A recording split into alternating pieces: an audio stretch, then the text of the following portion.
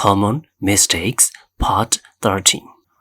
မှားတဲ့တော့မှားများအပိုင်း73မှာဖြစ်ပါတယ်ဒီဗီဒီယိုမှာတော့စုစုပေါင်းဝကြ9ခုပါပါမယ်အဲ့ဒီ9ခုကိုတစ်ခုချင်းစီခံမှန်းကြည့်အောင်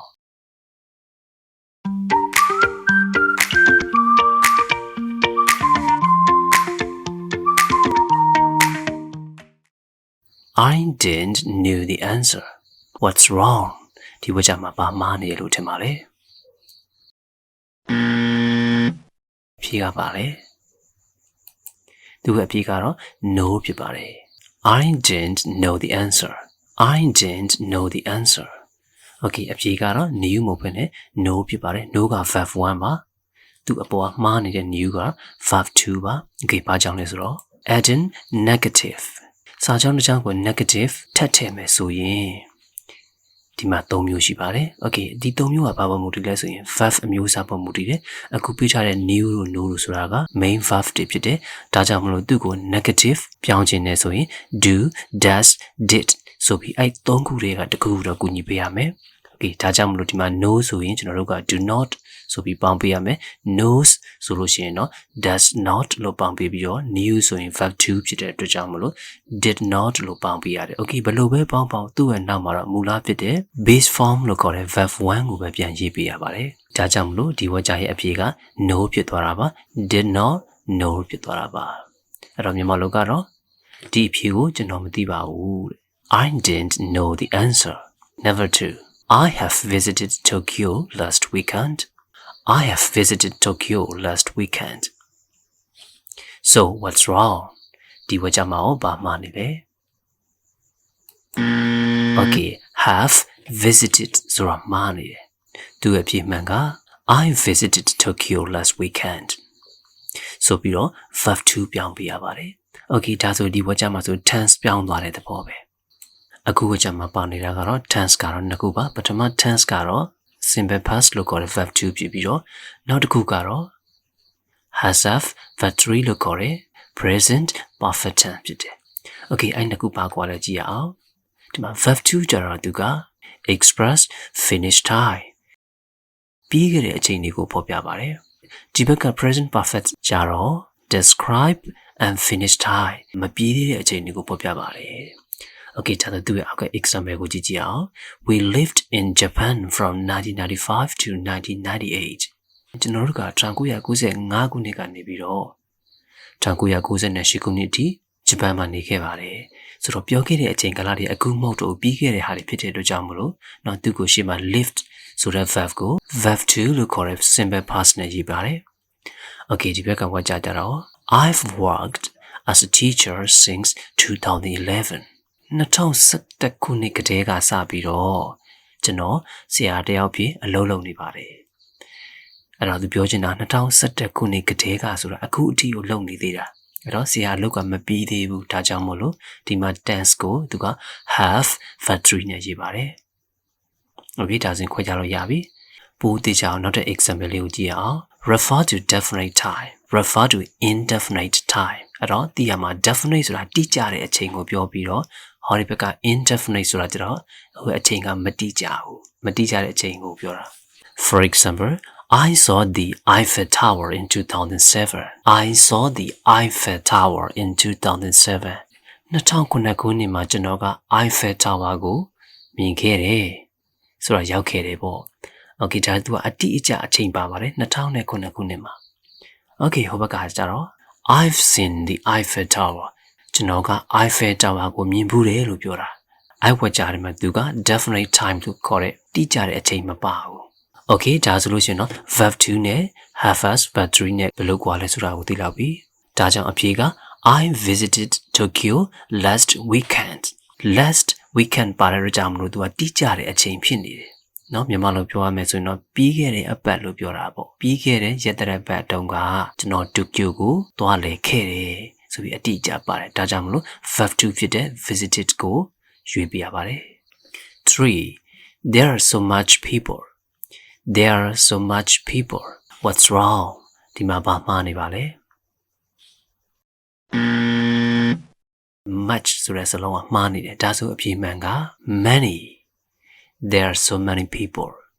There are so many people အဲ့တော့ဘာကွာလဲဆိုလို့ရှိရင်သူ့နောက်ကရှိတဲ့ noun ပေါ်မူတည်ပါတယ် many ရဲ့နောက်မှာကျတော့ countable noun လို့ခေါ်တယ်ရေးတွက်လို့ရတဲ့ noun တွေလိုက်ပြီးတော့ much ရဲ့နောက်မှာကျတော့ uncountable noun လို့ခေါ်တယ်ရေးတွက်မရတဲ့ noun တွေလိုက်ပါတယ်အခုဒီ sentence မှာပါတဲ့ people ဆိုတဲ့စလုံးကဆိုလို့ရှိရင် noun ဘာ noun လဲဆိုရင်သူကရေးတွက်လို့ရတဲ့အတွက်ကြောင့်မလို့ countable noun Okay ဒါကြောင့်အဖြေကသူရှိမှာ many နဲ့တွဲပြရပါတယ် There are so many people ဆိုမှာပဲဒီဝါကျကမှန်ပါမယ် 4 There is 4 books on the bookshelf There is 4 books on the bookshelf ဒီစာအုပ်စင်ပေါ်မှာစာအုပ်လေးအုပ်ရှိတယ် Okay what's wrong ဒီဝါကျမဟုတ်ဘာမှားနေပါလဲ is ဆိုတဲ့ verb ကမှားနေတယ် Okay ဒါဆိုရင်အဖြေမှန်ကပါလေ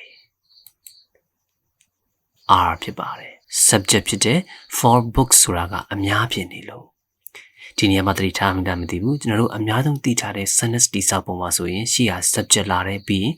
verb လာတယ်ဒီမှာကျတော့ verb ကရှေ့ကိုရောက်နေတယ်ဘာဖြစ်လို့လဲဆိုတော့ရေးတဲ့ pattern ကိုတွေက there ဆိုတဲ့ pattern နဲ့ရေးထားတာပါသူ့ကိုပြန်တည့်မယ်ဆိုရင်ဘယ်လိုတည့်လို့ရလဲဆိုတာပြောပြမယ် subject နဲ့ verb အဲ့နှစ်ခုရဲ့ agreement လို့ခေါ်တဲ့သဘောတူညီချက်ကလေးကိုသိဖို့လိုပါတယ်အဲ့တော့ရှင်းရှင်းပြောမယ်ဆိုရင် subject နည်းလို့ရှိရင် verb ကလည်းနည်းပေးရတယ် he is she is okay အဲ့လိုမျိုးပေါ့နော် he are တို့ she are တို့လို့ရေးလိုက်မယ်ဆိုရင်ဒါမှားမယ်လေနော်ဒါကြောင့်မလို့ဒီမှာလည်းအဲ့လိုပါပဲရှေ့က subject က singular လို့ခေါ်တဲ့အနည်းဖြစ်မယ်ဆိုရင် verb ကလည်း singular အနည်းဖြစ်ကြမယ် subject က plural လို့ခေါ်တဲ့အများဖြစ်မယ်ဆိုရင် verb ကလည်း plural ဖြစ်ကြမယ်ဟုတ်ပြီအခုဒီမှာရေးတဲ့ word ကြာဆိုရင်သူက there is ဆိုတဲ့ pattern နဲ့ရေးထားတာပါ there is a book on the table ဆိုတာနဲ့အတူတူပဲသူ့ကိုပြန်လှည့်ပြီးရေးမယ်ဆိုရင် there ကိုဖျောက်ပြီးရေးမယ်ဆိုရင်ပေါ့နော်ဘယ်လိုရေးရမလဲဆိုရင် a book is on the table လို့ရေးလိုက်ရင်လည်းရတယ် okay အဲ့ဒါမှဆိုရင်တော့ရှင်းတာပေါ့ရှေ့မှာ a book ဆိုတော့သူ့ရဲ့ subject ကအနည်းဒါကြောင့် verb ကလည်းအနည်းဖြစ်တဲ့ is ကိုရေးလိုက်တယ်အခုပေးထားတဲ့မိကုံမှာကျတော့ဒီမှာ for books ဆိုတာကဒါ subject အများလေးစာအုပ်လေးရုပ်သူကနောက်ရောက်နေတယ်ဒါကြောင့်မလို့သူနဲ့တွေ့ရမယ့် verb ကလည်း are ပဲဖြစ်ကြမယ် verb 1မို့လို့ are ရေးတာပါ verb 2ဆိုရင်တော့ were လို့ရေးမှာပေါ့ okay ဒါကြောင့်မလို့အဖြေမှန်က there are 4 books on the bookshelf စာအုပ်စင်ပေါ်မှာစာအုပ်လေးရုပ်ရှိပါတယ်5 this she's lipstick this she's lipstick ဆိုတော့ဒီနေရာမှာလည်းထောင်းနေတယ် okay ဘာမှားနေရချင်းပါလဲ she's ပေါ်မှာ apostrophe s ထည့်ထားတယ်ဟုတ်ပြီရှေ့မှာရှိတဲ့ this ကို apostrophe s ထည့်ထားတာကိုဒါကတော့ this is ကိုရေးတာပါဒီနောက်ကဟာက she is ကိုရေးတာမဟုတ်ဘူး okay ဒါဆိုအဖြေမှန်က her this her lipstick this is her lipstick ဒါကသူမရဲ့နှကန်းနေတာမှာရှင်းလင်းချက်လေးကိုကြည့်လိုက်ရအောင် possessive adjective ဆိုတာကမြန်မာလို e တို့ရဲ့ဆိုတဲ့အဓိပ္ပာယ်မျိုးပေါ့နော်ကျွန်တော် ကျွန်တော်ရဲ့ဆိုတဲ့အဓိပ္ပာယ်မျိုးဆိုင်ပါတယ် possessive adjective ကနောက်မှာ noun လိုက်ပါတယ် John's book ဆိုရင် John E စာအုပ်ဆိုပြီးတော့เนาะဒီနေ့မှာ e လို့ကျင်တဲ့အကြောင်းမလို့လူနာမည်အပေါ်မှာ apostrophe s ထည့်လိုက်တယ် The boys book ကောင်းလေးတွေရဲ့စာအုပ်ပေါ့နော်သူကများနေမယ်ဆိုလို့ရှိရင် apostrophe s မဟုတ်ဘဲနဲ့ s apostrophe ပေါ့နော်ကောင်းလေးတွေရဲ့စာအုပ်အဲ့လိုမျိုး noun တွေမဟုတ်ဘဲနဲ့ pronoun တွေဆိုရင်တော့နော် pronoun မှာသူ့ဘာသူတည်တဲ့စလုံးရှိပြီးသားပါကျွန်တော်ဤစာအုပ်ဆိုလို့ရှိရင်ကျွန်တော်ဖြစ်တဲ့ I apostrophe ထည့်ချင်မလို့ပဲနဲ့ my book ဆိုရင်ရပြီတခြား pronoun တွေကတော့ my ဒီနောက်မှာ book လေးကိုထည့်ပြလိုက်တော့မယ်ကျွန်တော်ဤစာအုပ်ဆိုရင် my book ကျွန်တော်တို့ဤစာအုပ်ဆိုလို့ရှိရင် our book သင်ဤစာအုပ်သင်တို့ဤစာအုပ်ဆိုရင် your book သူဤစာအုပ်ဆိုရင် his book သူမရဲ့စာအုပ်ဆိုရင်တော့ her bookတရိတ်ဆန်လေးကိုတစ်ခါလေးညွှန်းတက်တယ်လေ it's ဆိုတာလေးက it's book ဆိုတာသူ့ရဲ့စာအုပ်ပေါ့သူတို့ဤစာအုပ်ဆိုလို့ရှိရင်တော့ their book okay စသဖြင့်အဲ့လိုသုံးလို့ရပါတယ်ဒါကြောင့်ဒီနေရာမှာလဲ she ကို apostrophe ထည့်ချင်မလို့ပဲနဲ့ her ဆိုတဲ့စလုံးထည့်ရရှိပါတယ်ဒါကြောင့်အဖြေက this is her lipstick ဒါလေးကိုချုပ်ဖတ်မယ်ဆိုရင် this her lipstick okay ပြန်ချုပ်မယ်ဆိုလို့ရှိရင်တော့ဒီဝါကျ၅ကြောင်းမှာ I didn't knew the answer ကိုဘယ်လိုပြင်မလဲဆိုရင် I didn't know the answer ကျွန်တော်အဖြေကိုမသိဘူး 2 I have visited Tokyo last weekend ပြီးခဲ့တဲ့ပတ်တုန်းကကျွန်တော်တိုကျိုကိုအလည်သွားခဲ့တယ်ဆိုပြီးအချိန်ကိုတိကျတဲ့အချိန်ပါတဲ့အတွက်ကြောင့်မို့လို့ I visited Tokyo last weekend Number 3 there are so much people ဆိုပြီးတော့ဒီနောက်မှာရှိတဲ့ people ကဆိုရင် countable noun ဖြစ်တဲ့အတွက်ကြောင့်မလို့အဖြေက there are so many people. Number 4. There is 4 books on the bookshelf. စာအုပ်စင်ပေါ်မှာစာအုပ် 4 အုပ်ရှိပါတယ်။ဒါကြောင့်မလို့ verb ကိုကျွန်တော်တို့အများပေးရပါမယ်။ဒါကြောင့်အဖြေက there are 4 books on the bookshelf. Okay,နောက်ဆုံး number 5 ကြတော့ this she's lipstick ကိုပြင်ပေးရမှာကတော့ this is her lipstick. This her lipstick. Possessive adjective ဖြစ်ပါတယ်။